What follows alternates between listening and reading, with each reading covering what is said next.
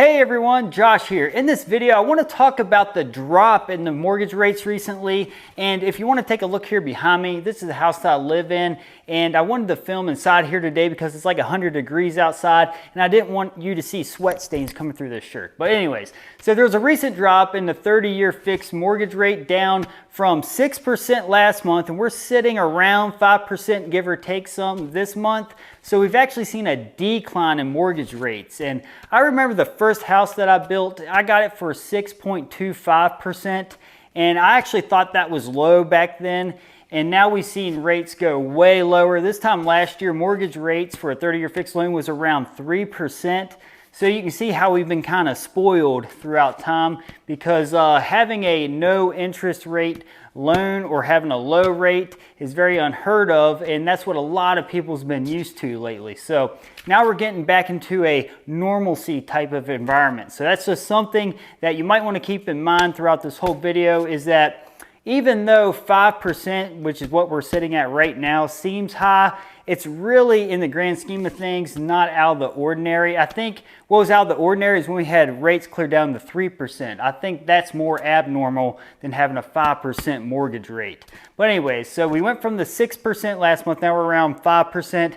So collectively, since last year, we went up to 6, now we're down to 5. So we're actually on a downhill slope, but I do want to have a word of caution here with the housing market. It's kind of odd to me, and let me explain to you why I think it's kind of odd. So the federal funds rate was sitting at 1.75, and if anybody doesn't know what the federal funds rate is, it's set by the FOMC. They get together and meet and decide what the funds rate is, and that's the rate that the money's loaned out to the banks that loans the money out to people. So that's kind of a benchmark. So I usually keep my eye on the 30-year mortgage rates and the federal funds rate. But anyway, so it was at 1.75, and then they had the meeting not too long ago, and they raised it up 75 basis points, which ends up being about 0.75%.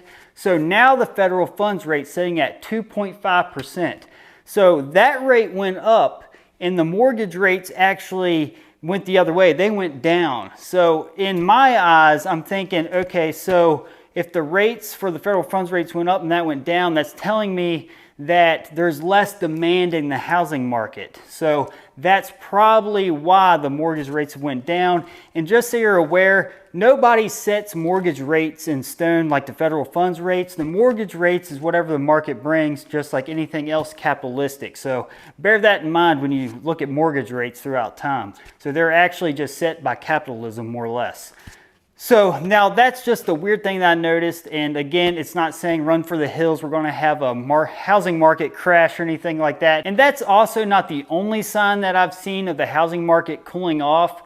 There's also just raw data. The existing home sales were around 6 million this last year at this time, and now they're sitting around 5 million-ish. So we have seen a decline in existing home sales.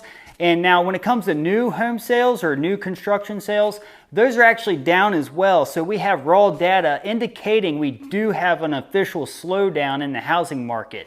So again, anybody entering into the housing market right now, whether you're buying rentals and you're looking to rent it out, whether you're buying any kind of property as an investment property, or if you're going to be building your own house or building houses in general as a contractor, you definitely want to keep your eye on what's going on in the markets right now. I want you to comment below your take on the interest rates right now with them declining over the past month. Do you think something to worry about or not?